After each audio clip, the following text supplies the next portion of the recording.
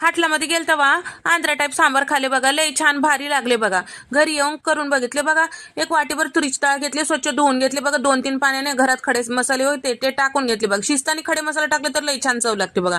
थोडं तेल टाकून 3 शिट्या काढून घेतले बघा. मेनावानी वरण शिजले बघा. हळद मीठ टाकून घोटून घेतले बघा. खडे मसाले त्याच्यामधून काढून टाकले तर बी चलते बघा. फोडणी देण्यासाठी एक कढई घेतली, तेल टाकून घेतले, जिरे मोहरी टाकून घेतले.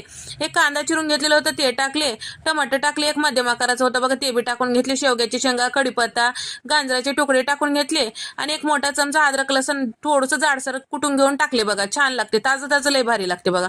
मग अर्धा चमचा हळद, 2 चमचे मिरची पावडर आणि 1 चमचा भर धने पावडर, अर्धा चमचा गरम मसाला, थोडं हिंग टाकून घेतले बघा. सगळं छान मिक्स करून घेतल्यावर थोडं मीठ टाकले बघा.